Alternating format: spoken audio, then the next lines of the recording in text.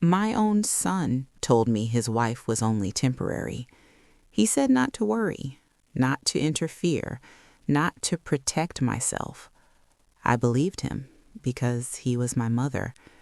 By the time I realized what temporary really meant, my savings were gone, my trust was shattered, and the people I loved most were nowhere to be found.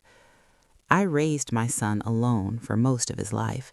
His father passed when he was 8, and from that moment on, it was just the two of us learning how to survive grief together.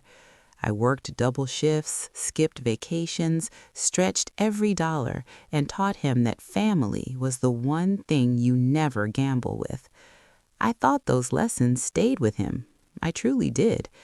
When he grew up, went to college, and started his career, I felt proud in a quiet way, the kind that doesn't need applause.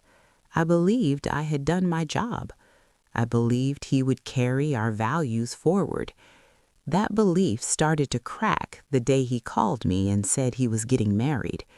There was no engagement story, no slow build-up, no introduction over Sunday dinner, just a rushed announcement delivered in a cheerful tone that didn't match the knot forming in my stomach. He said he'd met her 6 months earlier.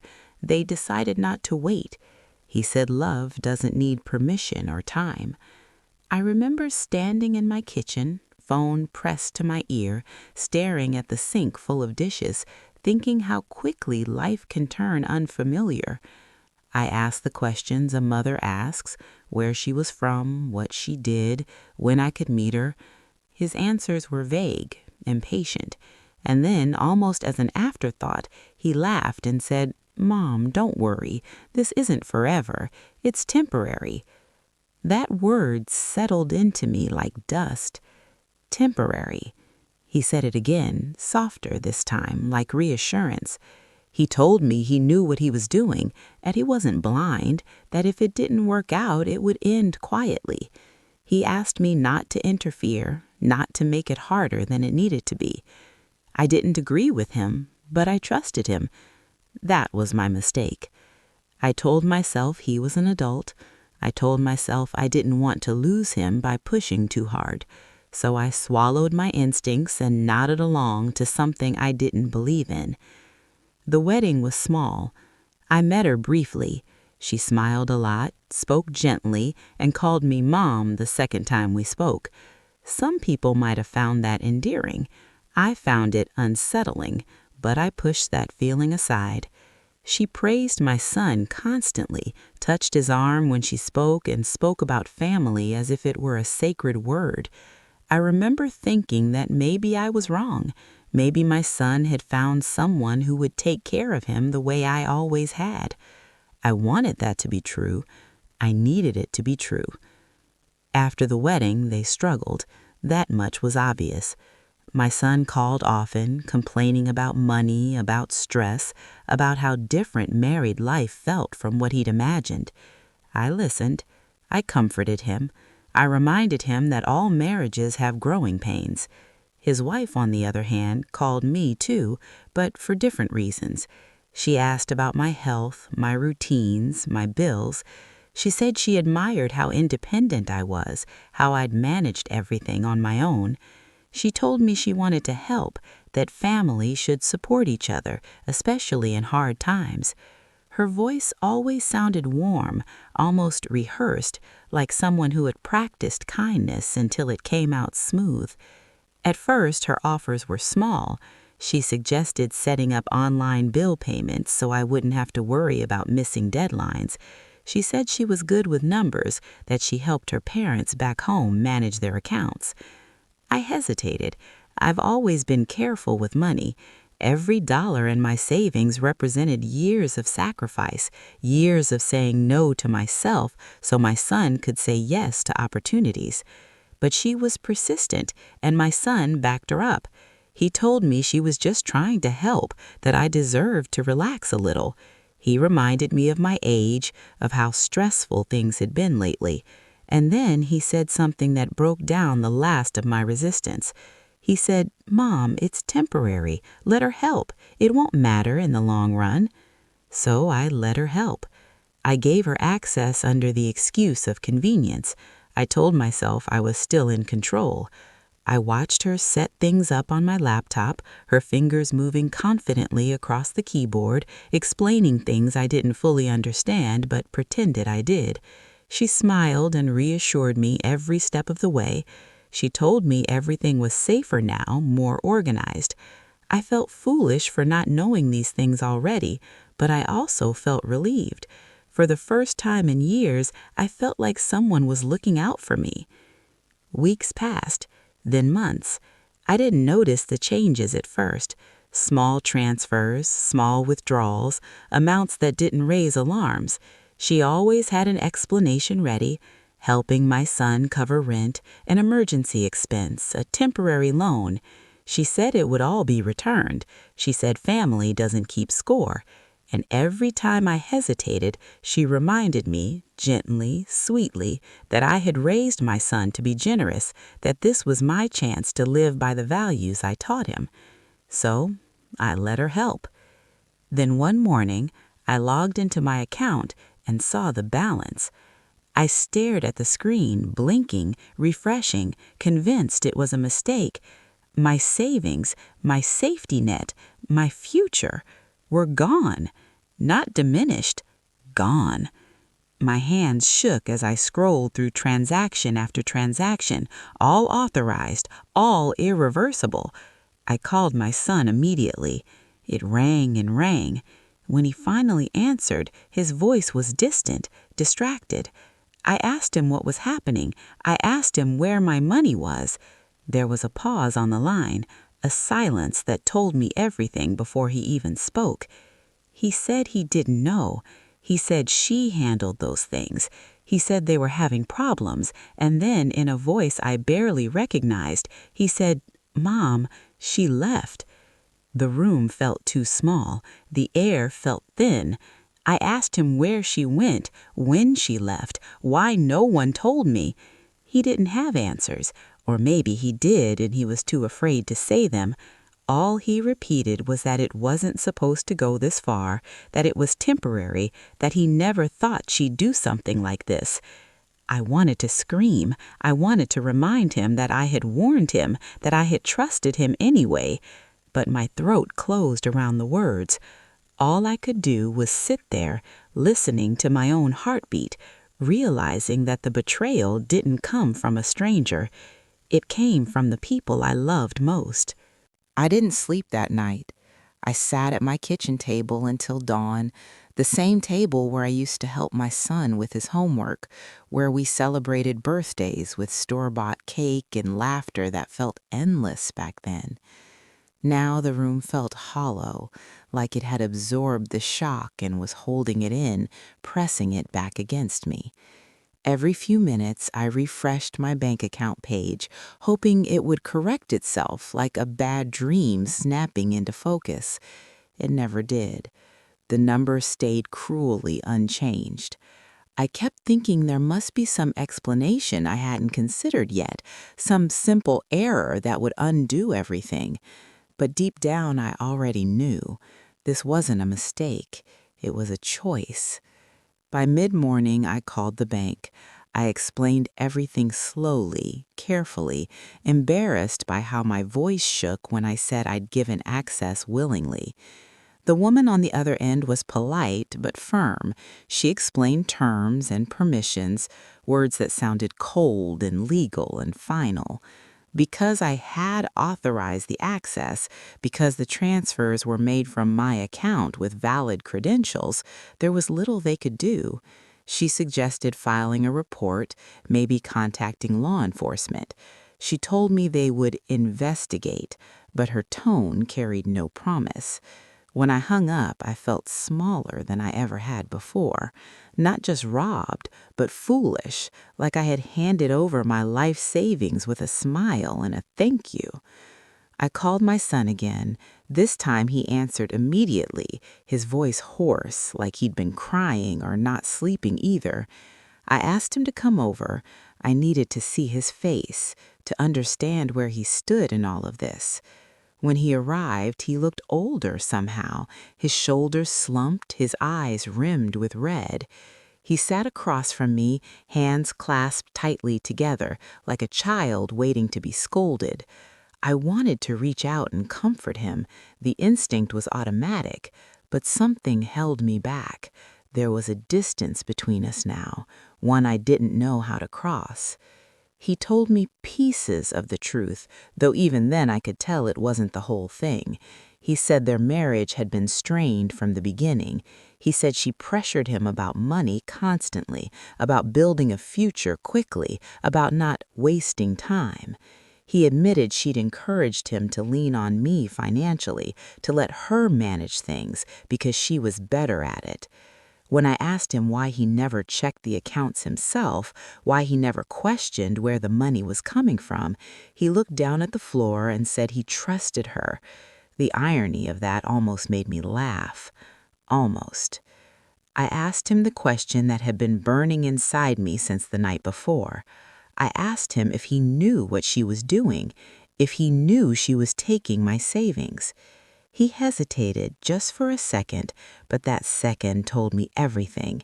He said he didn't know the full extent. He said he thought she was borrowing small amounts, that she'd pay it back once things settled. He said he never imagined she would drain everything. I listened quietly, my heart breaking in a new way, because even if he hadn't known everything, he had known enough to stop it, enough to protect me, and he hadn't. Anger finally broke through the shock. I told him what that money represented. I told him about the nights I skipped dinner so he could eat better, the years I delayed retirement because I wanted a cushion in case he ever needed help. I told him that my savings weren't just numbers on a screen. They were my future, my medical care, my independence, my dignity. Tears streamed down his face as he listened, but they didn't erase what happened. Apologies don't refill empty accounts. Regret doesn't undo betrayal. He promised to help me get it back. He said he'd file a police report, that he'd track her down, that he'd make things right somehow. I wanted to believe him, but trust doesn't come back just because someone asks for it.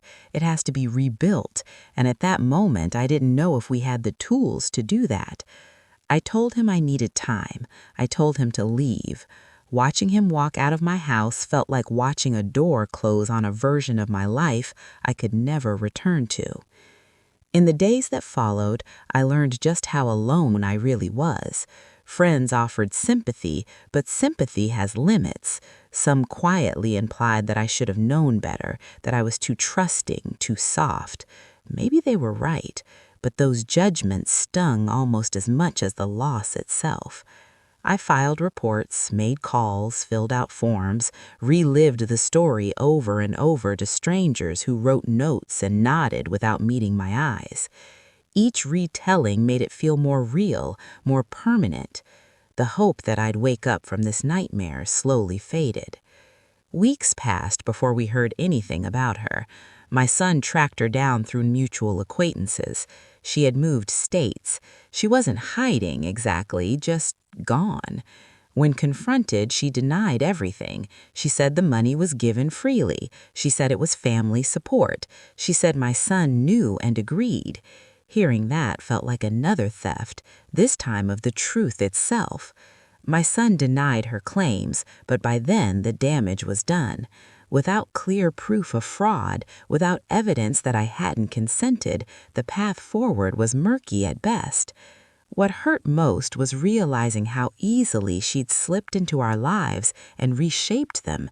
She learned my routines, my weaknesses, my hopes. She used my love for my son as leverage, and I let her. I kept replaying our conversations in my head, searching for signs I'd missed.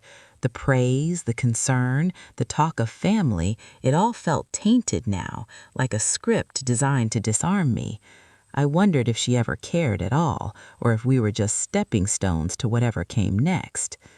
My relationship with my son changed in subtle ways, painful ways. He called often, checked in, offered help, but there was an undercurrent of guilt that made every interaction heavy. I could see him struggling with his own shame, his own sense of failure. I didn't want to punish him forever, but forgiveness isn't a switch you flip. It's a process, and I was still at the beginning of it. Some days I felt protective of him again, aching to pull him close and tell him we'd get through this. Other days I felt a wall rise up inside me, solid and unmovable. I had to face practical realities, too. Without my savings, I had to rethink everything: retirement plans, medical care, even small comforts I'd taken for granted. I downsized, cut expenses, learned to live with less. Pride took a hit, but survival demanded adaptation. Slowly, painfully, I began rebuilding, not just financially, but emotionally. I reminded myself that I was still here, still capable, still worthy of respect. She had taken my money, but she hadn't taken my ability to stand back up. Late one evening, my son called and asked if he could come by again. He sounded different this time, steadier, more resolved. When he arrived, he told me he had started counseling. He said he was learning to confront his patterns, his need to avoid conflict, his habit of minimizing problems instead of facing them head on. He told me he finally understood what he'd risked by calling his marriage temporary, by treating trust like something disposable. As he spoke, I saw growth I hadn't seen before. It didn't erase the past, but it opened a small window toward a different future. I told him I wasn't ready to forgive everything yet. I told him that healing would take time and honesty and consistency. He nodded, accepting that with our argument. For the first time since all this began, I felt a flicker of something like peace. Not happiness, not yet, but clarity. I couldn't change what happened, I couldn't recover what was lost, but I could decide how much of myself I would let this steal from me going forward.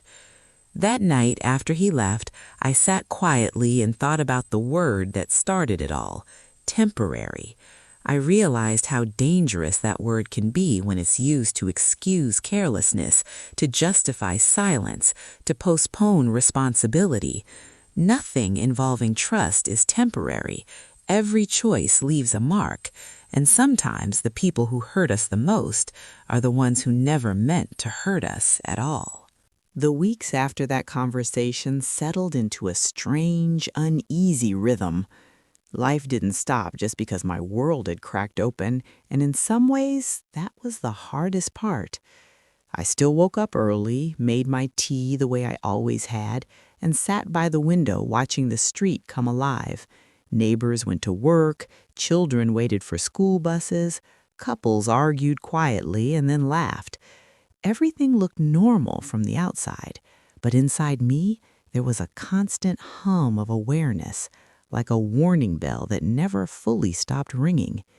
I had trusted once, without question, and now every thought carried the weight of that mistake. I started keeping a notebook by my bed.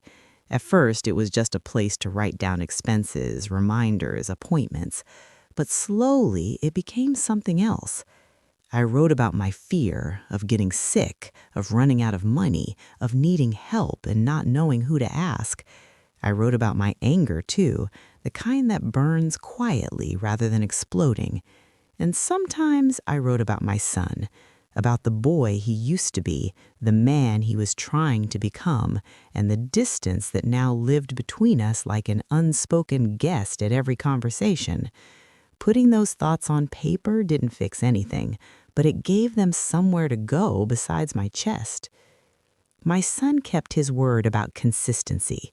He didn't show up with grand gestures or empty promises. Instead, he showed up steadily. He helped me sort through paperwork. He came with me to appointments when I asked. He listened more than he spoke.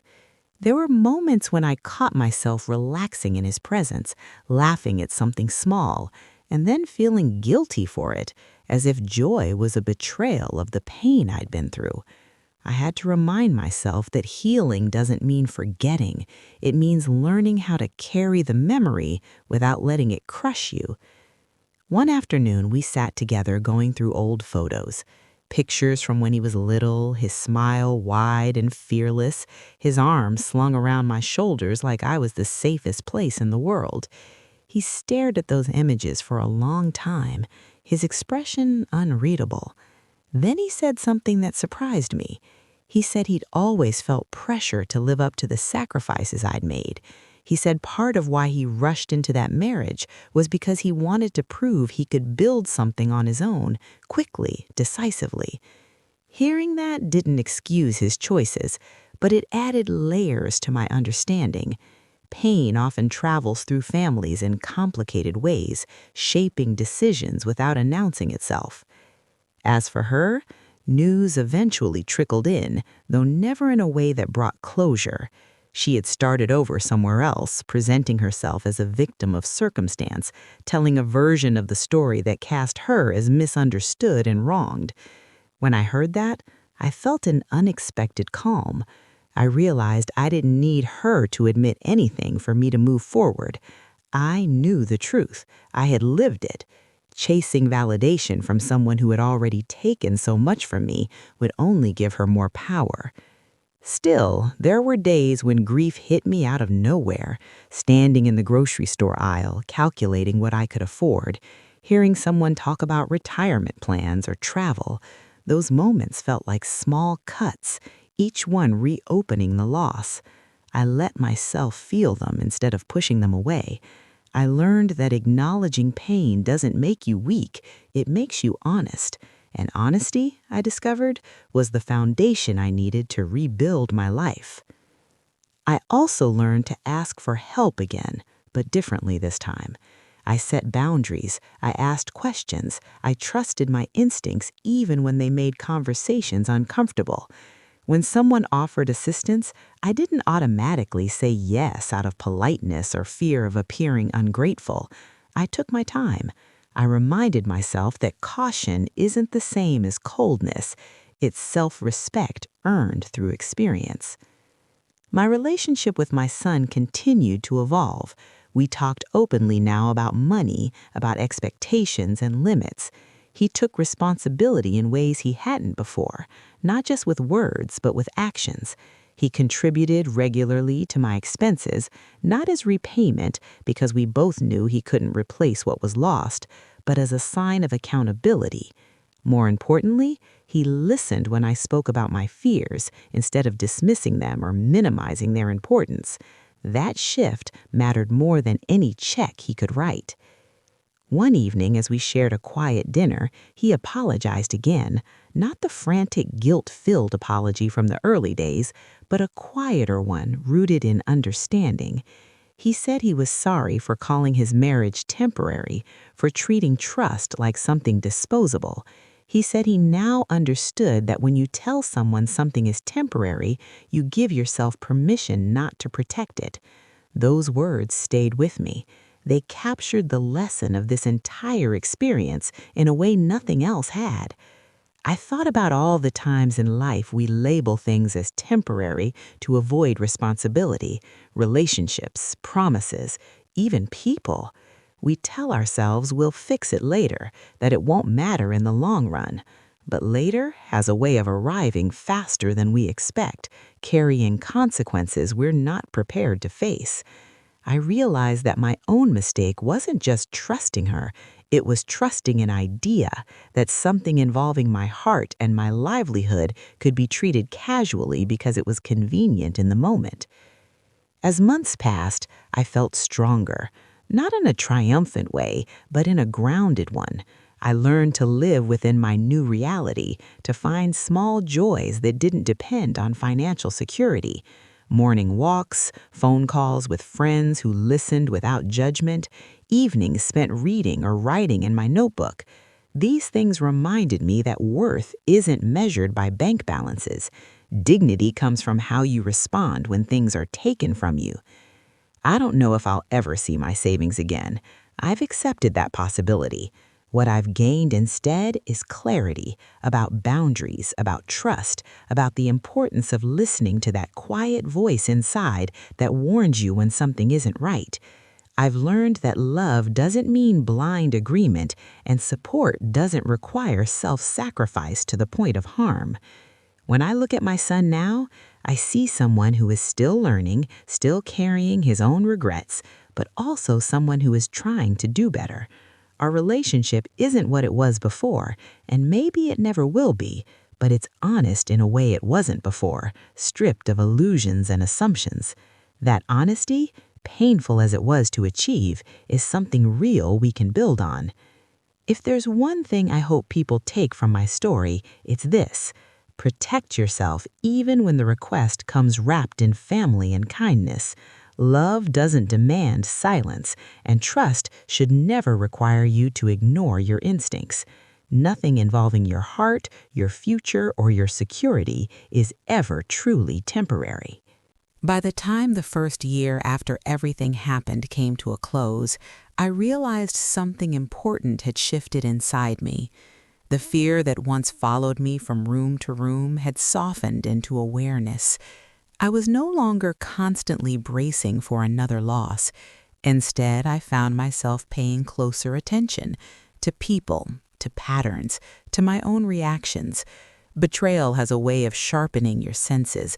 It doesn't just take something from you, it teaches you, if you let it. I began volunteering at a local community center a few mornings a week. It wasn't something I'd planned. I just needed a reason to leave the house that didn't revolve around errands or appointments. There, I met people who carried their own quiet losses: widows, retirees, parents estranged from their children. Listening to their stories reminded me that pain isn't rare or personal in the way we often think it is. It's shared, even when we feel alone in it. That realization eased some of the shame I'd been holding on to. I wasn't foolish for trusting. I was human. Sometimes someone would ask about my family, and I'd hesitate before answering. I learned how to tell my story without bitterness, without oversharing, without protecting people who hadn't protected me. That balance took time. I practiced speaking the truth plainly, without dressing it up or tearing it down. In doing so, I felt my voice return to me. For a long time, I'd been speaking around the hurt. Now I could speak through it. My son noticed the change too. He commented once that I seemed lighter, more sure of myself. I smiled at that, because strength doesn't always feel strong while you're building it. Often it feels like exhaustion, like choosing to stand up one more time when sitting down would be easier. He continued to show up for me, not just physically, but emotionally. He asked questions about my day. He sought my opinion again, not out of obligation, but respect. Slowly, trust began to reassemble itself, not as it was before, but in a new, sturdier shape.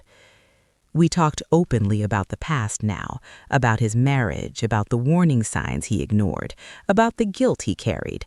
I told him I didn't need him to punish himself forever. I needed him to learn. I needed him to understand that accountability isn't about shame, it's about growth. Watching him take that in, watching him wrestle honestly with his mistakes, was painful and reassuring all at once. It reminded me that people can change when they're willing to face themselves. There were still moments when anger flared unexpectedly. A news story about financial scams, a comment from someone about helping family at any cost.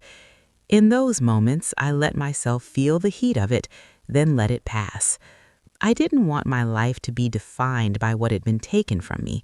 I wanted it to be defined by what I chose to protect moving forward: my peace, my autonomy, my relationships. I made practical changes too. I educated myself about finances in a way I never had before. I attended workshops, asked uncomfortable questions, learned the language I'd once avoided out of intimidation or trust. Knowledge became a form of armor. I no longer felt lost when looking at statements or contracts. That empowerment was deeply healing. It turned my regret into resolve. One afternoon, as I sat alone in my living room, I thought about forgiveness. People often talk about it like a single act, a grand declaration. But for me, forgiveness came quietly, in pieces. It came when I stopped replaying conversations in my head. It came when I could think about her without feeling my chest tighten. It came when I looked at my son and saw him not as the person who failed me, but as the person who was trying to make things right. Forgiveness didn't erase the consequences, but it freed me from carrying the weight of resentment every day. That doesn't mean I forgot. I will never forget. Forgetting would mean risking the same mistake again. What I did instead was integrate the lesson into who I am now.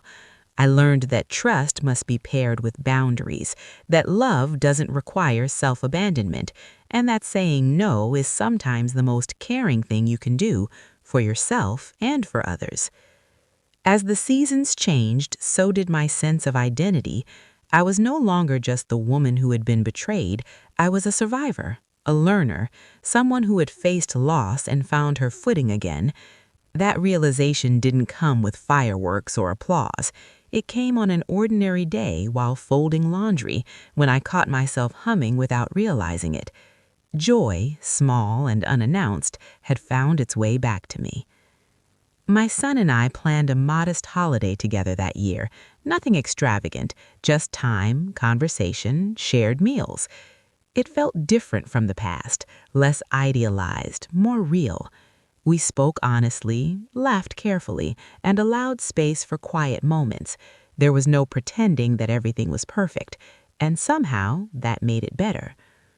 Looking back, I see how one careless phrase, temporary, set so much in motion. It gave permission to neglect, to overlook, to delay responsibility. It taught me that words matter, especially the ones we use to justify our choices. I hope my son carries that lesson with him for the rest of his life. I know I will.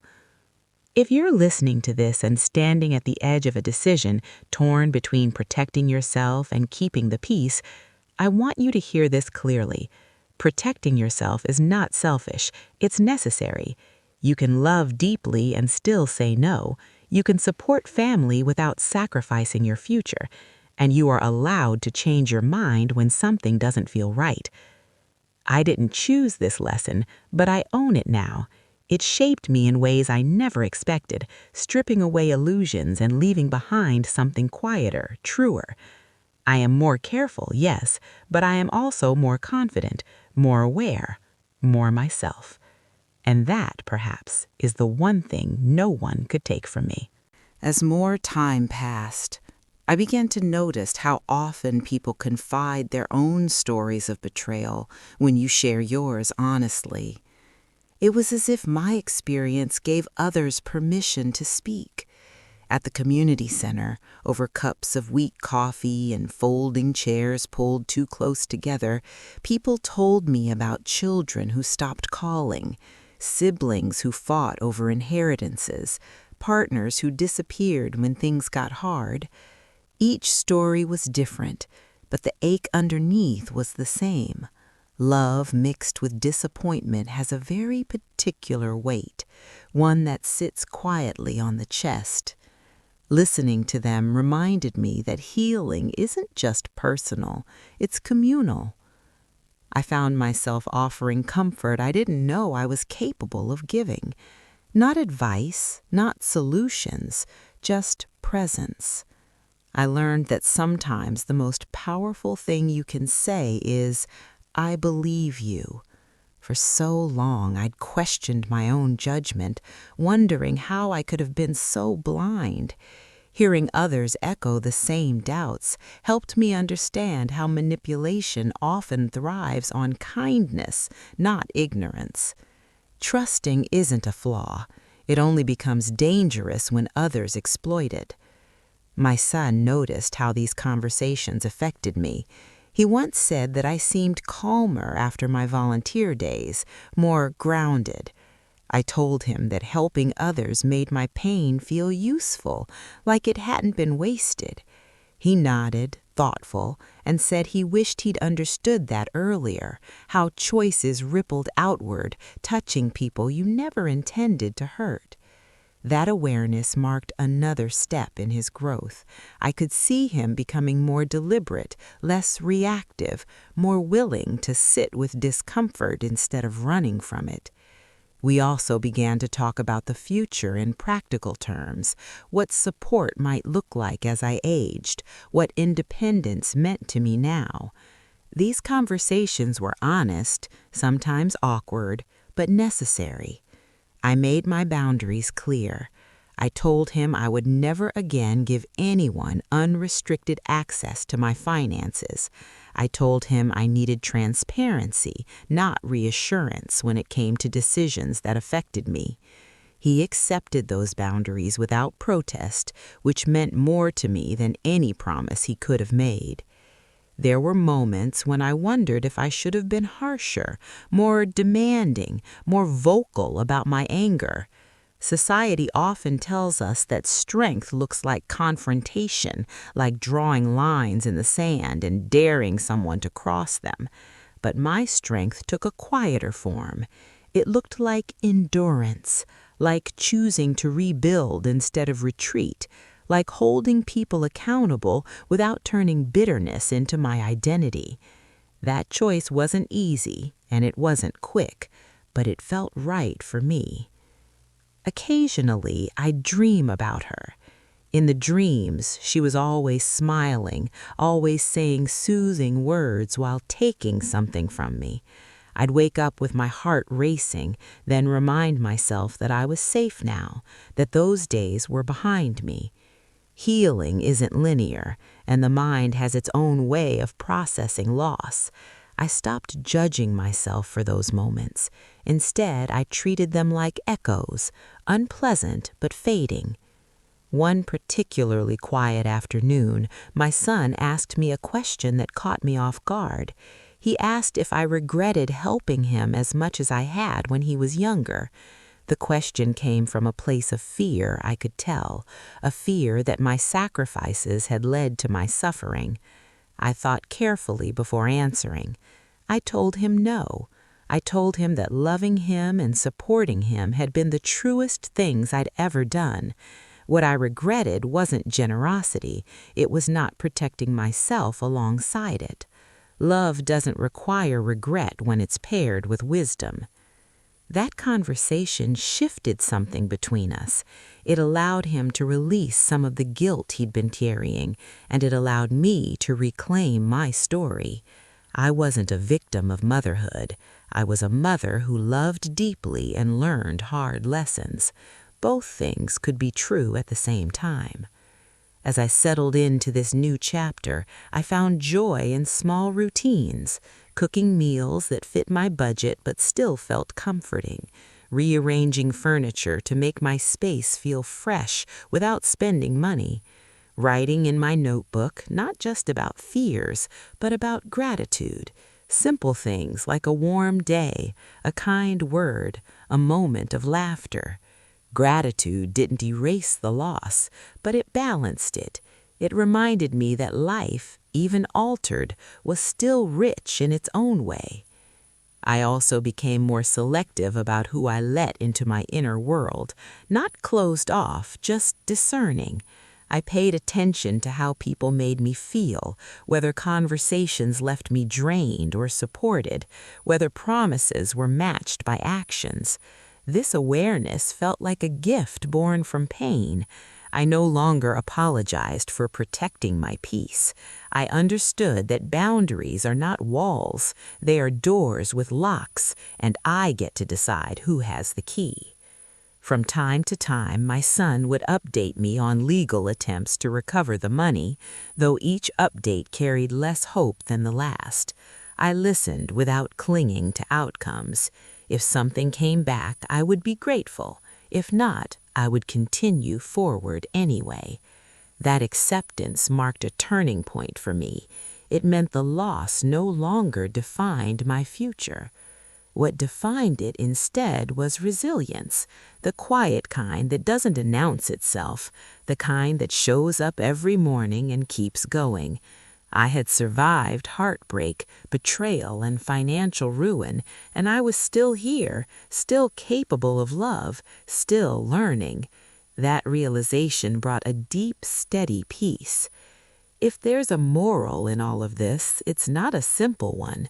Life doesn't always reward good intentions, and love doesn't guarantee safety.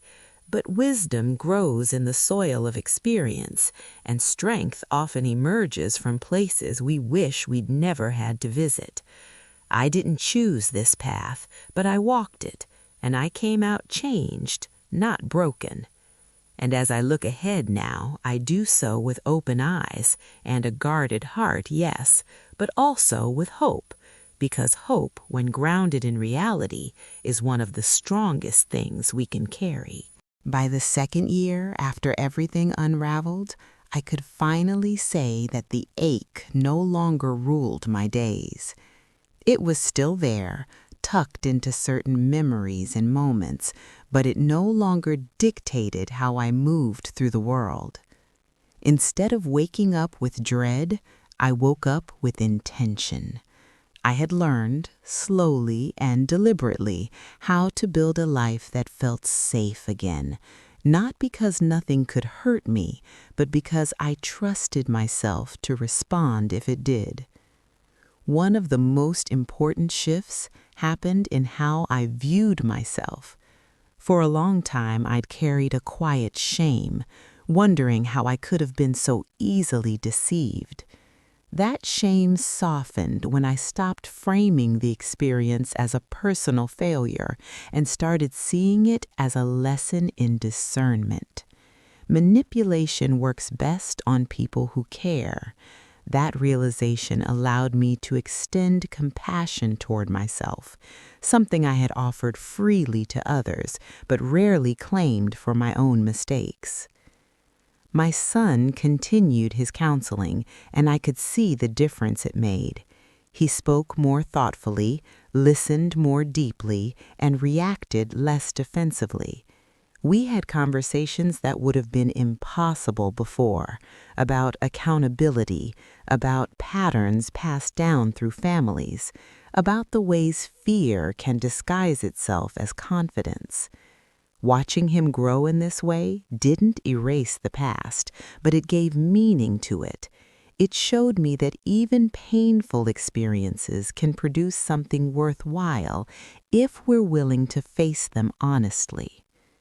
There was a moment, one quiet afternoon, when he admitted something that had been weighing on him. He said that when he told me his marriage was temporary, part of him was asking for permission to stop taking it seriously. Hearing that hurt, but it also clarified so much. It explained his passivity, his reluctance to confront problems early, his willingness to let someone else steer decisions that affected both of us. He wasn't malicious, he was avoidant. Understanding that helped me separate intention from impact without excusing the harm done. I told him something in return. I told him that calling something temporary doesn't protect you from consequences. It only delays them, and delayed consequences often arrive heavier than expected. He nodded, absorbing the weight of those words. In that moment, I felt like a parent again, not the kind who shields their child from discomfort, but the kind who prepares them for reality. As for me, I continued to refine my sense of independence. I learned new skills, sought out resources, and connected with people who valued transparency and mutual respect. I wasn't trying to become invulnerable, that's an illusion, but I was building resilience. I kept my finances simple and visible, asked for second opinions, and trusted my instincts when something felt off. That inner voice, once ignored, had become one of my greatest allies. I also allowed myself to grieve fully, not just the money, but the version of the future I'd imagined. Retirement looked different in my mind, calmer, more secure, free of certain worries. Letting go of that image was painful, but necessary. Grief, I learned, isn't just about what you lose, it's about what you thought you were promised. Accepting that distinction helped me move forward without bitterness. There were days when I felt proud of how far I'd come. Other days, I felt tired of being strong. On those days, I rested. I stopped equating worth with productivity or endurance. Strength, I realized, also means knowing when to pause. Giving myself permission to rest was another form of healing. My relationship with my son settled into something steady and real. We didn't pretend the past hadn't happened, but we didn't live in it either. We talked about the future with honesty and caution. He respected my boundaries, and I respected his efforts to change. Trust rebuilt itself slowly, brick by brick, not because it was demanded, but because it was earned. One evening, as we sat together watching the sunset, he thanked me, not just for raising me, but for holding him accountable.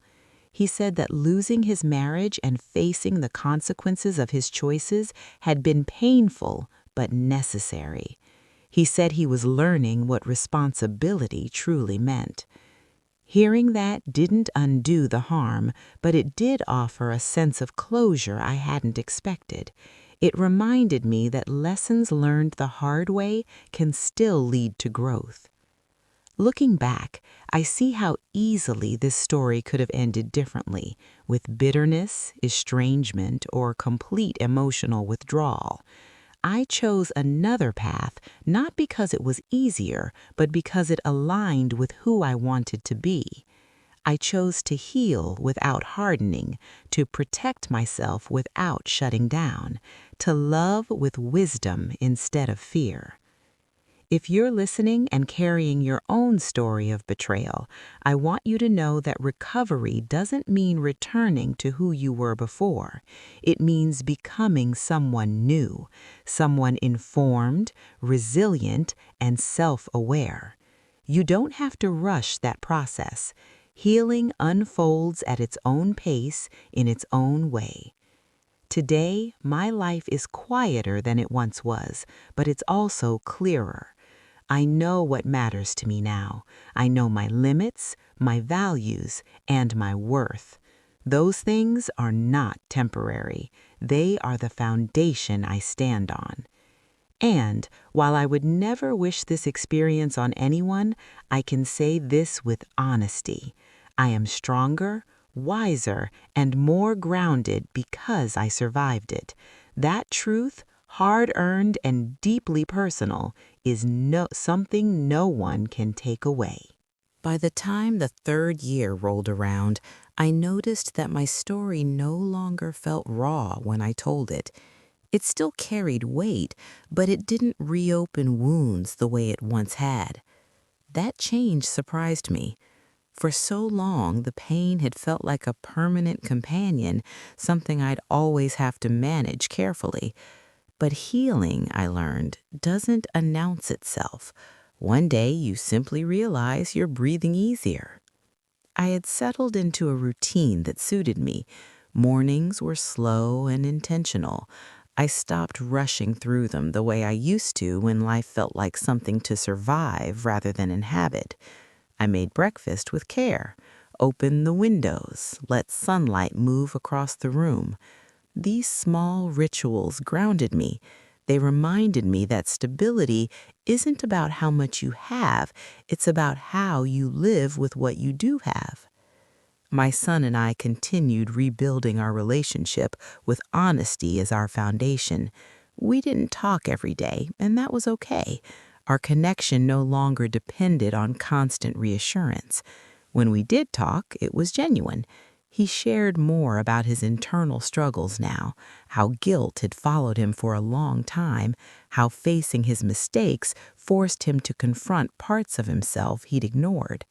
I listened, not as someone who needed answers, but as someone who understood how deeply regret can shape a person. One evening, he asked me something quietly, almost hesitantly. He asked if I trusted him again. I didn't answer right away. Trust isn't a yes or no question after something like this. It's layered. It evolves. I told him the truth. I said I trusted his intentions now, but trust in actions takes time and consistency.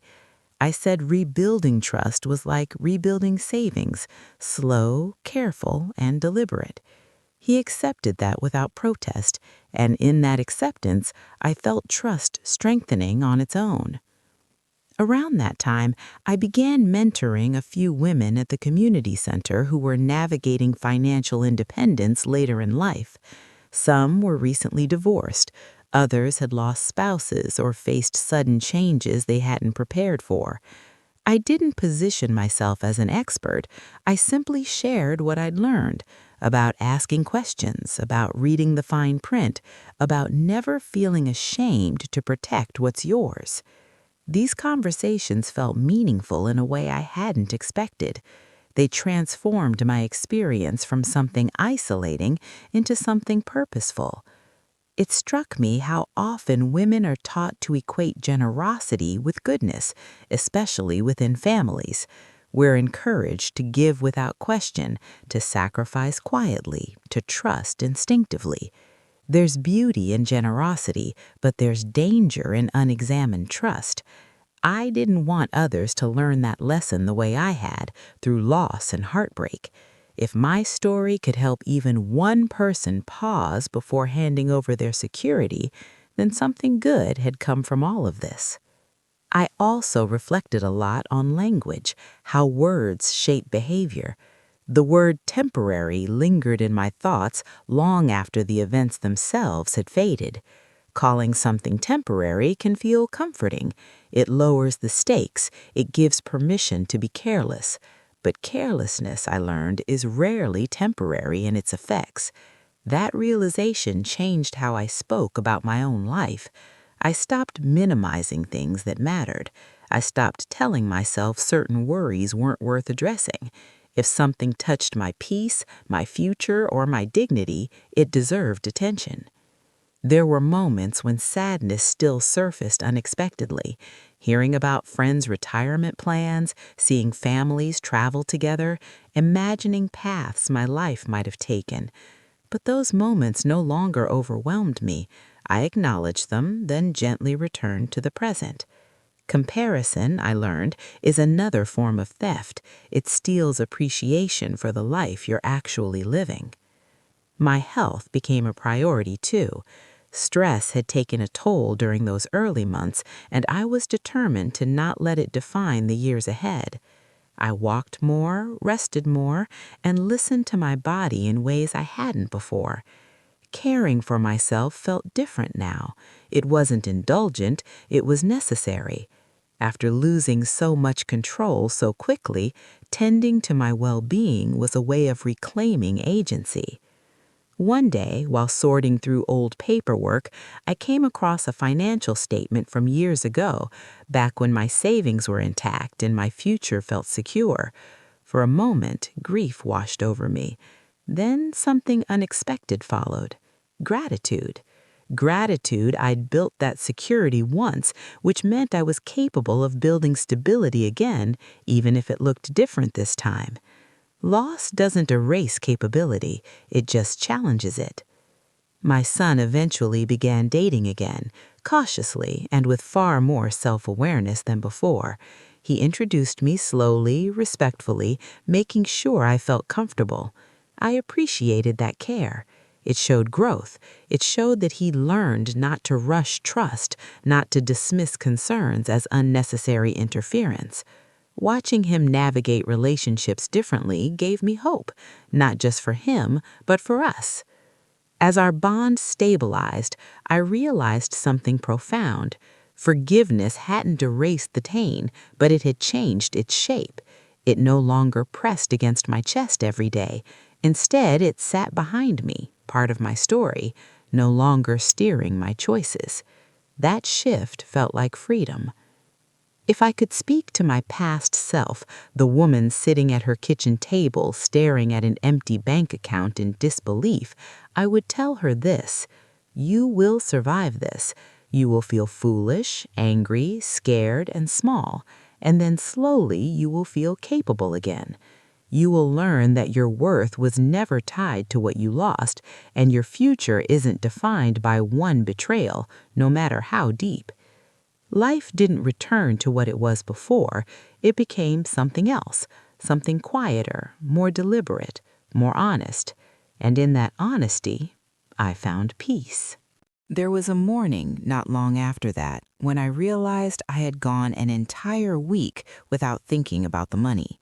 Not in the sharp, panicked way I used to, not in the quiet, aching way either. The thought came to me suddenly as I stood at the sink, hands in warm water, watching sunlight scatter across the counter. I paused, almost startled by the absence. Loss doesn't usually leave politely. It lingers, it intrudes, but this time it had loosened its grip without asking for permission. That was when I understood that healing had reached another layer. I wasn't free from consequence, but I was free from obsession. My mind had space again for plans, for curiosity, for imagining small futures instead of fearing large disasters. That shift changed how I moved through my days. I laughed more easily. I slept more deeply. I made decisions without that constant voice asking, "What if everything falls apart again?" I still lived carefully, of course. That part of me would never disappear, and I didn't want it to. Caution had become wisdom, but fear was no longer in charge. My son noticed it too. He commented one afternoon that I seemed lighter, more settled. I told him the truth, that I had stopped measuring my life by what I'd lost and started measuring it by what I still had: time, health, perspective, a relationship with him that, while changed, was now rooted in honesty instead of assumption. We talked more openly than ever before, sometimes about the past, sometimes about the future, and sometimes about nothing important at all. Those ordinary conversations felt precious. They reminded me that closeness doesn't come from perfection. It comes from showing up after things break and deciding to stay present anyway. At the community center, my role slowly evolved. People began seeking me out, not because I had all the answers, but because I didn't rush them through their pain. I understood now how damaging it can be when others try to wrap your grief up neatly, tell you to move on before you're ready. I gave them what I'd needed most myself: patience and validation. I watched as some of them found their footing again, just as I had, step by careful step. One woman around my age once said something that stayed with me. She said, "I thought protecting myself meant I was becoming hard." I told her what I'd learned the hard way, that protection and hardness are not the same thing. You can have a soft heart and firm boundaries. In fact, that combination might be the strongest one of all. That idea echoed in my own life as well. I noticed how my boundaries no longer felt defensive, they felt natural. I didn't explain myself excessively. I didn't apologize for saying no. I trusted that the right people would understand, and the wrong ones didn't need convincing. That clarity brought an unexpected calm. There were still moments when anger surfaced, usually when I thought about how easily trust had been abused, how quickly my life had been altered without my consent. But anger no longer frightened me. I recognized it as a signal, not a destination. It pointed me toward values that mattered: fairness, honesty, accountability. Once acknowledged, it passed. My son and I had one conversation that felt particularly important. He asked me whether I thought our relationship would ever fully recover. I told him something I'd come to believe deeply. Recovery doesn't mean returning to what was. It means building something new with what remains. What we had now was different, less idealized, more real, and in many ways that made it stronger. He sat with that for a long moment, then nodded. He said he understood. He said he no longer wanted easy reassurance. He wanted earned trust. Hearing that confirmed what I'd already sensed, that this experience, painful as it was, had changed him too. Not all damage is destructive, some of it reshapes. I also thought a great deal about legacy, not money, not possessions, but what I would leave behind in terms of lessons and values. I realized that one of the most important things I could model was resilience without bitterness, accountability without cruelty, love with discernment. These were the things I hoped my son would carry forward long after this chapter faded into memory. There was a quiet pride in knowing I hadn't let this betrayal turn me into someone I didn't recognize.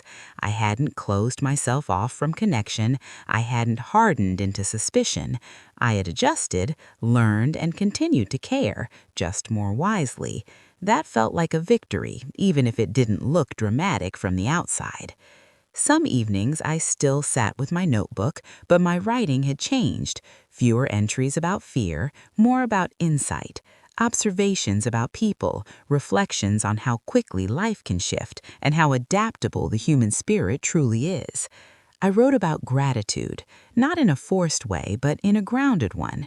Gratitude for clarity, for second chances, for the quiet strength that grows when you survive something you once thought would break you.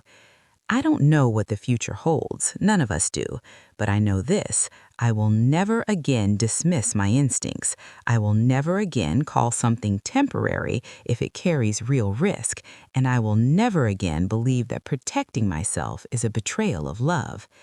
If you're listening and wondering whether you'll ever feel normal again after being hurt like this, let me tell you something gently and honestly.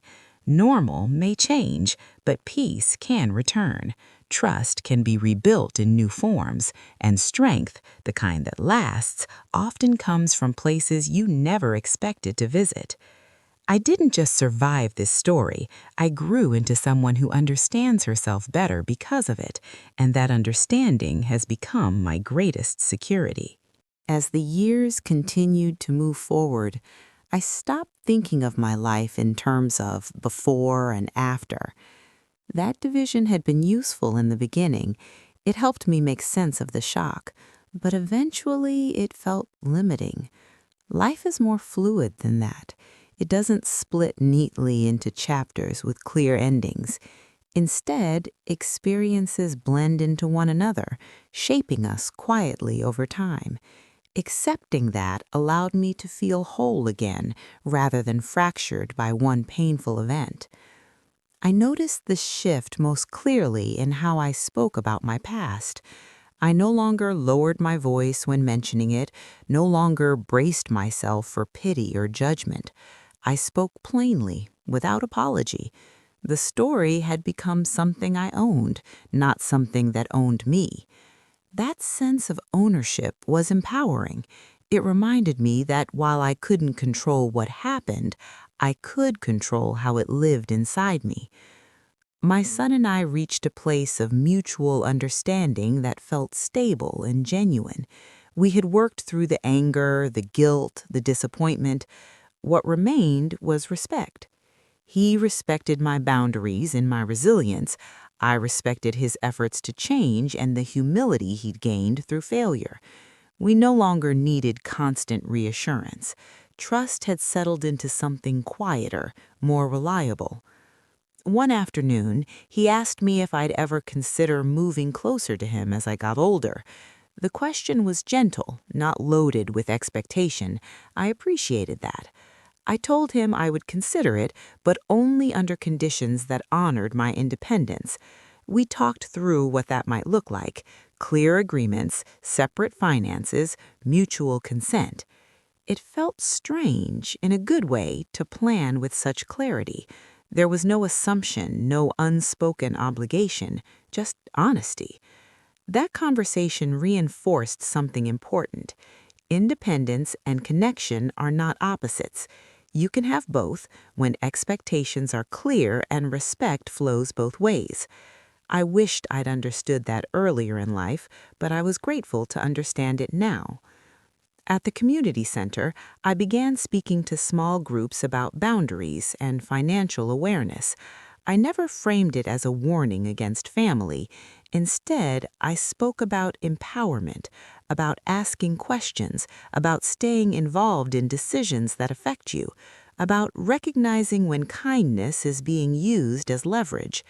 The response surprised me. People weren't defensive, they were relieved. Many admitted they'd felt uncomfortable voicing concerns because they didn't want to seem distrustful. Hearing someone else articulate that struggle gave them permission to protect themselves. I realized then how deeply ingrained silence can be, especially around family matters. We're taught to keep things private, to endure quietly, but silence often benefits the wrong people. Speaking up, even gently, can prevent harm before it grows. That lesson felt worth sharing. There was still moments of sadness, particularly around milestones. Birthdays, holidays, the idea of grandchildren I might never have. Loss doesn't disappear just because you've learned to live with it.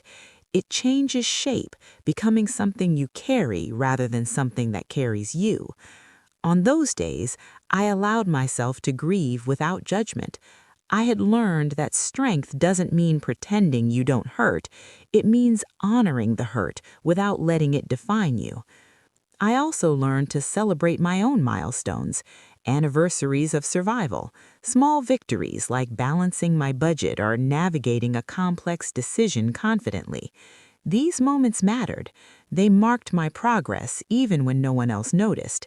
Self-recognition became an important part of my healing. One evening, as I reflected on everything that had happened, I realized how much my understanding of trust had evolved. Trust, I learned, is not blind faith, it's informed confidence. It grows when actions align with words, when transparency replaces reassurance, when accountability is welcomed rather than avoided. That understanding reshaped how I approached every relationship in my life. I no longer rushed closeness. I let it develop naturally. I paid attention to patterns, not promises. This didn't make my relationships colder, it made them safer. People who valued honesty thrived in this environment. Those who didn't quietly drifted away. I accepted both outcomes without regret. My son once said something that captured our journey perfectly. He said, "I thought being a good son meant avoiding conflict. Now I know it means facing it." Hearing that told me he had truly absorbed the lesson. Conflict avoided can become damage. Conflict addressed can become growth. Looking ahead, I don't pretend to know what challenges await. Life has a way of surprising us, sometimes painfully. But I face the future with a sense of grounded confidence I didn't have before. I trust my judgment, I trust my resilience, and I trust that I can navigate whatever comes next without sacrificing myself in the process. If you're listening to this story and wondering how to move forward after betrayal, I want you to know that healing doesn't mean erasing the past. It means integrating it, learning from it, allowing it to inform your choices without controlling them. You are allowed to protect your peace. You are allowed to ask questions. You are allowed to change. My life is quieter now, simpler in many ways, but it is also richer in clarity, in intention, in self-respect. I didn't just recover from what happened, I rebuilt myself around it. And that, perhaps, is the most lasting form of security there is.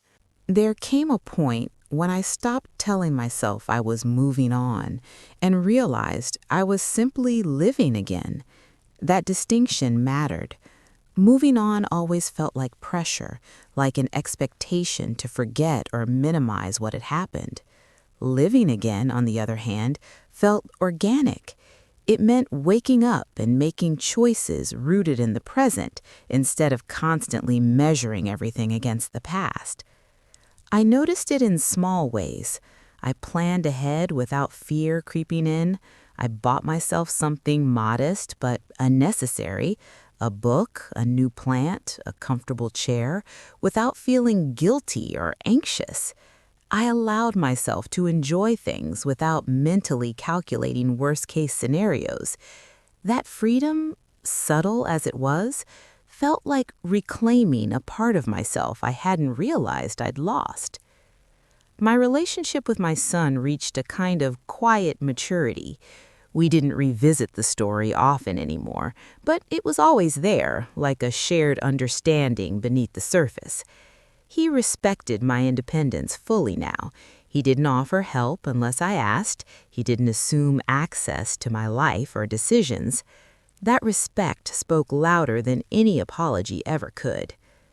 One day, he surprised me by saying something that stayed with me. He said, "I don't think I ever really saw you as your own person before. I saw you as my safety net." His voice wasn't defensive or ashamed, just honest. I appreciated that honesty more than he knew. It told me that he had finally recognized the imbalance that had existed for so long, and it told me that he was learning to stand on his own without leaning on me in ways that cost my security. I told him something in return. I said that being a mother doesn't mean being endlessly available at the expense of your own well-being. I said love isn't measured by how much you give up. He listened quietly, absorbing that truth the way only someone who's learned the hard way can. As time went on, I reflected often on the idea of legacy, not what I would leave behind materially, but what I would pass on emotionally. I wanted my son to remember me not as someone who was used or broken, but as someone who adapted, learned, and chose dignity even when it was difficult. I wanted him to remember that strength can be soft-spoken, that resilience doesn't always roar. I also thought about the woman I had been before all of this happened. She wasn't foolish, she wasn't weak, she was generous and trusting in a world that doesn't always honor those traits. I stopped criticizing her. Instead, I thanked her for loving deeply, for believing in family, for trying to do the right thing. Without her, I wouldn't be who I am now. The anger I once felt toward my former daughter-in-law had long since faded into indifference. That surprised me most of all. I didn't wish her harm. I didn't wish her well either. I simply released her from my emotional life. She no longer occupied space in my thoughts. That release felt like the final stage of healing. Not forgiveness in the traditional sense, but freedom. I had learned that closure doesn't always come from answers or apologies. Sometimes it comes from deciding you no longer need them. I continued sharing my story when it felt appropriate, always mindful not to let it define me. Each time I spoke it aloud, it felt more like a lesson than a wound. People listened closely. Some nodded in recognition, some asked questions, some simply sat quietly, processing their own experiences. Those moments reminded me that stories are powerful, not because they shock, but because they connect. There was a day when someone asked me if I would do anything differently if I could go back. I thought about that for a long time. Of course, I would protect my finances more carefully, I would ask more questions, I would trust my instincts sooner. But I also knew that wishing the past away didn't serve me. What mattered more was what I would do going forward, and I knew that answer with certainty. Going forward, I would never confuse silence with peace. I would never trade clarity for comfort. I would never allow guilt to override my sense of safety. Those principles had become non-negotiable. They were the guardrails of my life now. I found contentment in simplicity. My days weren't dramatic or exciting, but they were mine. I woke up without dread. I went to bed without regret. That was enough, more than enough. As I look back on everything, I understand that the betrayal itself wasn't the end of my story. It was the turning point. It forced me to reevaluate what trust meant, what love required, and what I owed myself. It stripped away illusions and left behind truth. Painful truth, yes, but truth that ultimately set me free. If you're listening to this and you're still in the middle of your own storm, I want you to know something important. You don't have to have all the answers right now. You don't have to forgive on anyone else's timeline. You don't have to be strong every moment. All you have to do is keep choosing yourself, one decision at a time. Because one day you'll look back and realize that the moment you thought broke you was actually the moment you began to rebuild something stronger. And that realization will carry you forward into whatever comes next. There's a quiet moment that comes at the end of long struggles, one that doesn't feel like victory or relief at first. It feels like stillness. That's where I found myself eventually, standing in my kitchen one evening, the house calm, the world outside dimming into night, realizing that nothing inside me was clenched anymore. No anger tightening my chest, no fear pacing my thoughts, just stillness. And in that stillness, understanding. I understood then that this story wasn't about money, not really. Money was the damage, the visible wound, the thing that forced everything into the open. But the deeper lesson had always been about voice, boundaries, and self-worth. It was about how easily love can turn into silence, and how dangerous silence becomes when we convince ourselves it's kindness. For most of my life, I had believed that being a good mother meant making myself smaller when necessary, absorbing discomfort, letting things slide for the sake of harmony. I had confused endurance with love. And while endurance can be admirable, it should never come at the cost of your safety or dignity. I learned that too late to prevent the loss, but not too late to prevent it from defining the rest of my life. My son and I now share a relationship built on truth instead of assumption. We don't idealize each other anymore. We see each other clearly, flaws, regrets, effort, and all. And there is something deeply grounding about that. Love without illusion is steadier. It doesn't collapse when tested. It adjusts. One afternoon, not long ago, he asked me how I would summarize everything I'd been through in one sentence. I thought for a long moment before answering. Then I told him this. I learned that protecting myself is not the opposite of loving others. It's part of loving myself.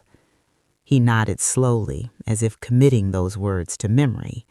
I hope he carries them forward, not just into his relationships, but into how he treats himself. As for me, I've come to appreciate the woman I am now. She is cautious, yes, but also confident. She listens closely to people, to patterns, to her own instincts. She no longer rushes decisions just to avoid discomfort. She understands that discomfort is often a signal, not a threat. And most importantly, she trusts herself. That trust is something I once gave away too easily. Now I hold it carefully, not out of fear, but out of respect for everything it took to rebuild. I don't pretend that what happened no longer matters. It does. It shaped me. It changed the trajectory of my life, but it did not destroy me. And that distinction matters. Pain can shape you without owning you. Loss can teach you without defining you. Betrayal can harden you, or it can sharpen your understanding. I chose the latter, not perfectly, not quickly, but intentionally. Sometimes when I think about the phrase that started it all, temporary, I almost smile sadly. It taught me a truth I wish I'd learned sooner. The things we label as temporary are often the things we fail to protect. And unprotected things, trust, finances, boundaries, can be lost far more easily than we imagine. Nothing about your safety, your future, or your dignity is temporary, and anyone who asks you to treat it that way is asking too much. If you're listening to this and recognizing pieces of your own life and my story, I want you to pause and take this in gently. You are allowed to say no. You are allowed to ask questions. You are allowed to change your mind. You are allowed to protect yourself, even from the people you love. Love does not require you to be unguarded. It requires you to be honest. Today, my life is not extravagant. It's not free from worry, but it is grounded. I live within my means. I sleep peacefully. I speak openly. I trust myself.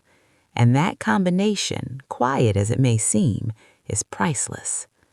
I no longer measure my worth by what I can give away.